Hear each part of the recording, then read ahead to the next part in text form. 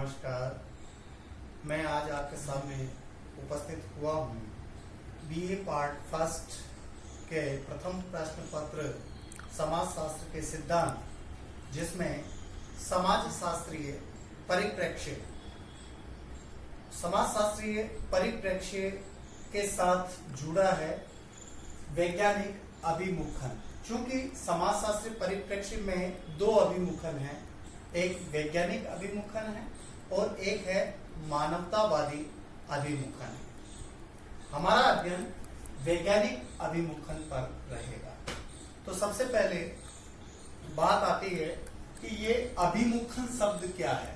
Orientation शब्द, वैसे English का जो ओरिएंटेशन शब्द है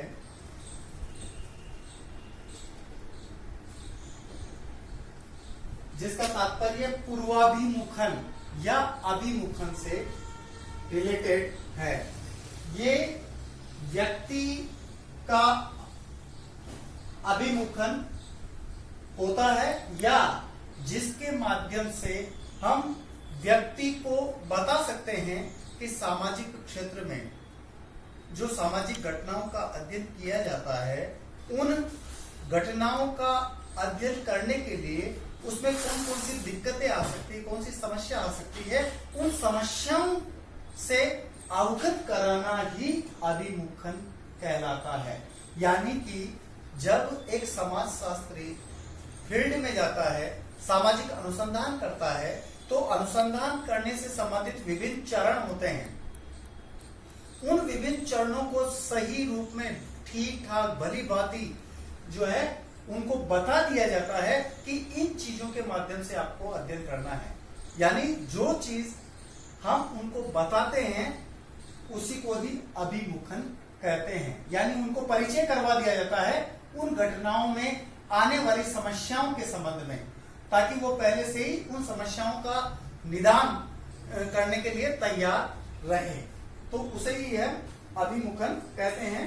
या हम कह सकते हैं कि किसी वस्तु या विषय के संबंध में पहले से ही जानकारी, वस्तु या विषय, जैसे कि इसका नाम पूर्वाभिमुखन भी बोलते हैं। पूर्वाभिमुखन, पूर्व में ही उस विषय के बारे में जानकारी प्रदान करना, यानी वस्तु विषय के संबंध में जानकारी देना, ये ही अभिमुखन का मेन ध्येय है। जब हम परिप्रेक्ष्य की बात करते हैं तो दो प्रकार का परिप्रेक्ष्य है। परिप्रेक्ष्य, ये समाज शास्त्रीय परिप्रेक्ष्य है जिसमें वैज्ञानिक और मानवतावादी। अब हम वैज्ञानिक परिप्रेक्ष्य की बात, चूंकि वैज्ञानिक समाज शास्त्र के अंदर वैज्ञानिक परिप्रेक्ष्य में कई विद्वानों ने अपना योगदान दिया है और उनका यह मानना है कि समाज शास्त्र में पद्धतियां है और उन पद्धतियों का जो है, उन मेथड्स का वैज्ञानिक दृष्टिकोण से अध्ययन किया जाना चाहिए। ऐसा मानने वालों में जो है वो ऑगस्ट कांट का नाम आता है, स्पेंसर का नाम आता है, इमानुएल डुर्खिम का नाम आता है,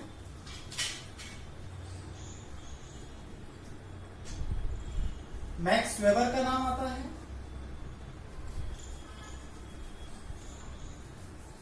पार्सन्स का नाम आता है। तो इन विद्वानों का मानना है कि समाज शास्त्र में वैज्ञानिक दृष्टिकोण से अध्ययन किया जाना चाहिए। अब चूंकि हम इस संबंध में बात करें, मानवीय वैज्ञानिक परिप्रेक्ष्य इस बात को लेकर के चलता है कि मानवीय जो परिप्रेक्ष्य है, वैज्ञानिक परिप्रेक्ष्य है, वो इस बात को लेकर के चलता है कि विज्ञान दो प्रकार के हैं। एक तो है प्राकृतिक विज्ञान, नेचुरल साइंस जिसको हम कहते हैं, और दूसरा है सामाजिक विज्ञान।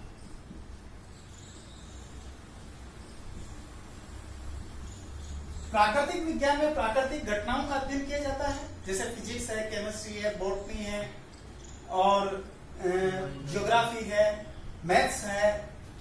ये प्राकृतिक घटनाओं का अध्ययन करता है, लेकिन इनकी एक निश्चित पद्धति है, नियम है, रूल्स है, तो उन नियमों के आधार पर वो एक्यूरेसी में अध्ययन कर पाता है।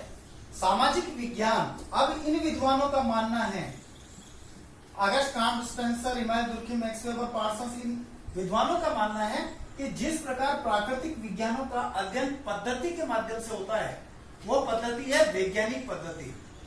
अगर उसी वैज्ञानिक पद्धति को, जिस प्रकार प्राकृतिक विज्ञान में अध्ययन हो रहा है, यदि हम उस पद्धति का उपयोग, method,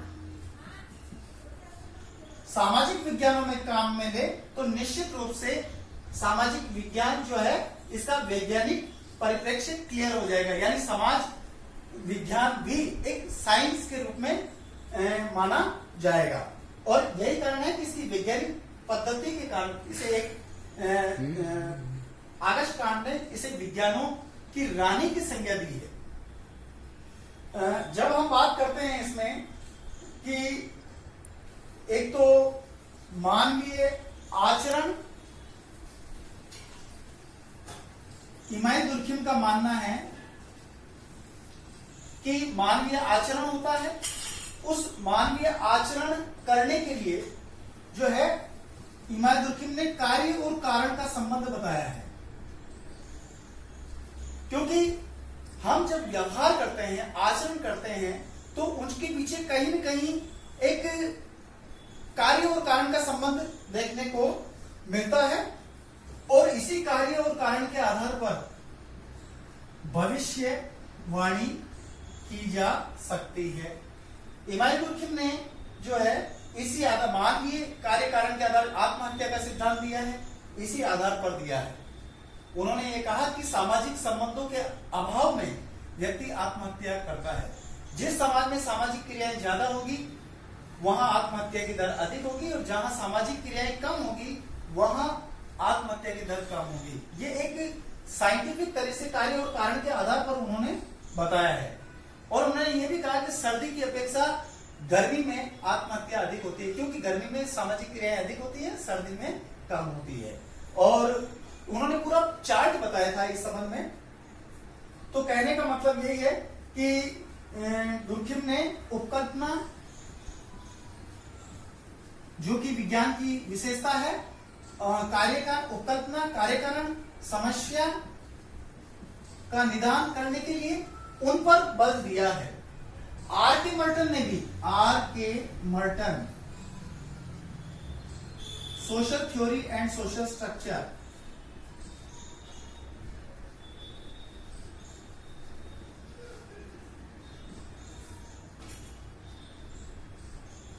social theory and social structure में आर के मर्टन ने कहा था कि विज्ञान को मान्यता देनी होगी, तो इसका वैज्ञानिक परिप्रेक्ष्य क्लियर हो पाएगा। यानी कहने का मतलब है, आर के मर्टन कह रहा है कि इसको वैज्ञानिक दृष्टिकोण से मान्यता देनी होगी। समाजशास्त्र वैज्ञानिक अभिमुखन में वैज्ञानिक दृष्टिकोण को आर के मर्टन ने महत्वपूर्ण माना है। जब हम बात करते हैं वैज्ञानिक अभिमुखन के समर्थक की, तो सबसे पहला जो नाम आता है इसमें समर्थक में, ऑगस्ट काम्ट का। ऑगस्ट काम्ट ने, जैसा कि मैंने बताया कि वैज्ञानिक अभिमुखन के लिए, यानी इसको कार्य और कारण की बात करते हुए कि एक किस प्रकार से एक साइंस, समाजशास्त्र एक साइंस के रूप में हो सकता है, चूंकि इन्होंने 1838 में सोशल फिजिक्स पुस्तक का नाम बदल करके सोशियोलॉजी रखा, कार्य कारण के आधार पर, कि ये एक साइंस है, एक विज्ञान है, क्योंकि इसमें वैज्ञानिक पद्धति का अध्ययन किया जाता है। तो ऑगस्ट काम्ट की जब हम बात करते हैं, तो इन्होंने प्रत्यक्षवाद की अवधारणा दी है, पॉजिटिविज्म, और प्रत्यक्षवाद पूर्ण रूप से विज्ञान है। इसका तात्पर्य यह होता है कि जो पद्धति प्राकृतिक विज्ञान में काम में ली जाती है वही पद्धति सामाजिक विज्ञान में यानी समाजशास्त्र में काम में ली जाए। ये पॉजिटिविज्म है, यानी प्रत्यक्षवाद एज ए साइंस है, एक विज्ञान है, यानी विज्ञान के सारे नियम इस पर लागू हो रहे हैं। दूसरी बात, इन्होंने सामाजिक विज्ञानों का, आगस्ट कांड में सामाजिक विज्ञानों का वर्गीकरण किया है, सामाजिक विज्ञान का वर्गीकरण किया है, जिसमें साइंस की भी बात की, जिसमें सोशियोलॉजी को सबसे टॉप पर दिया है, यानी सबसे पहले सोशियोलॉजी की बात की है, ये टॉप पर स्थान दिया है। बाकी फिजिक्स है, केमिस्ट्री, मैथ्स, बायोलॉजी, एस्ट्रोनॉमी,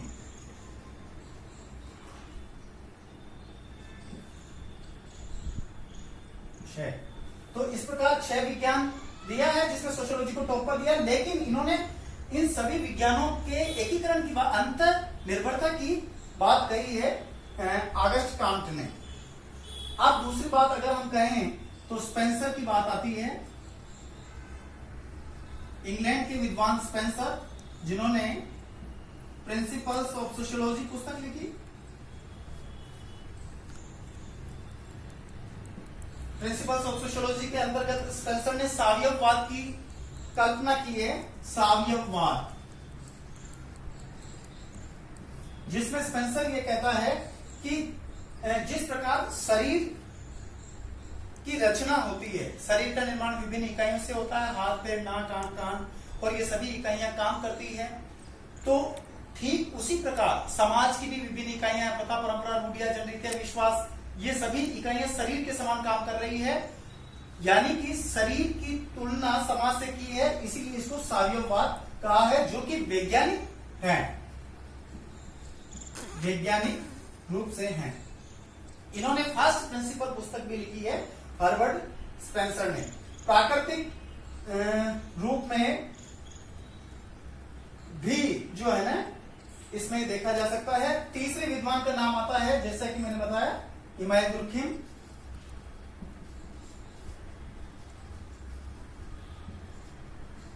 ये समाजशास्त्र के एलेक्स इंकस ने अगस्ट कांट, स्पेंसर, इमाम दुर्खिम, मैक्स वेबर को समाजशास्त्र के संस्थापक पिता माना है, जिसमें अगस्ट कांट को फादर ऑफ सोशियोलॉजी कहा है।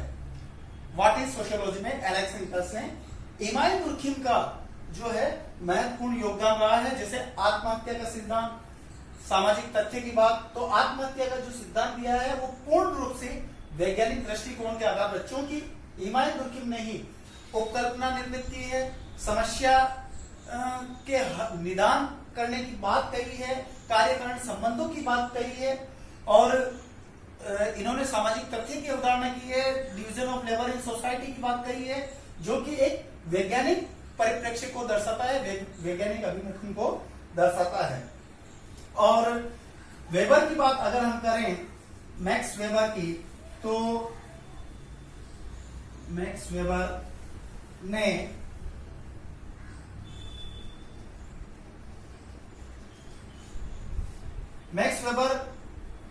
ने कई जो है पुस्तकें लिखी है, जिसमें सोशियोलॉजी ऑफ रिलीजन,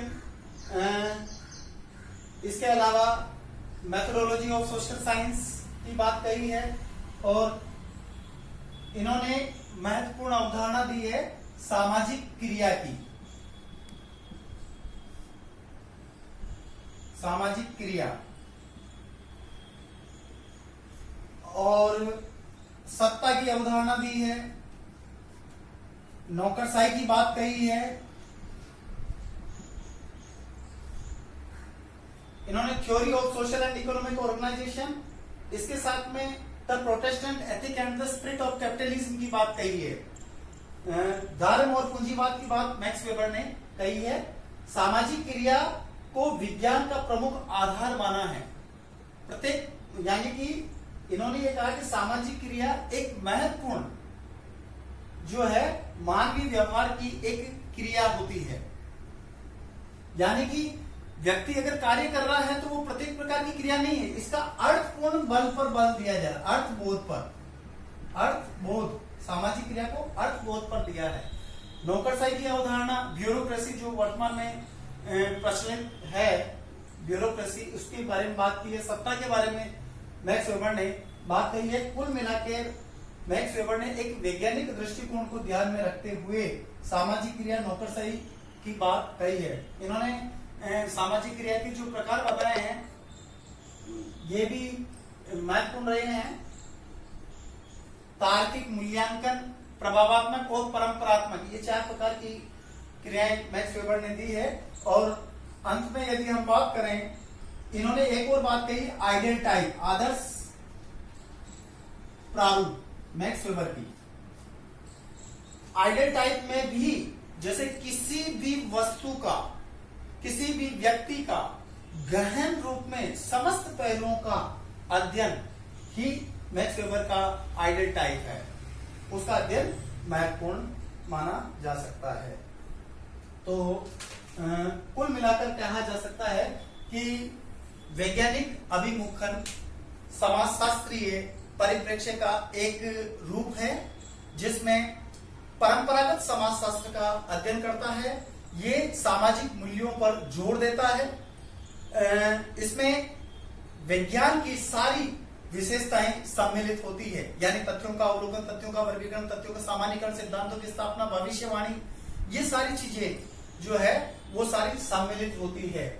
और सारांश रूप में अगर हम कहें तो वैज्ञानिक अभिमुखन एक अनुसंधानकर्ता को पहले से ही उस क्षेत्र में आने वाली समस्याओं से अवगत करा दिया जाता है। आज तक इतना ही, धन्यवाद।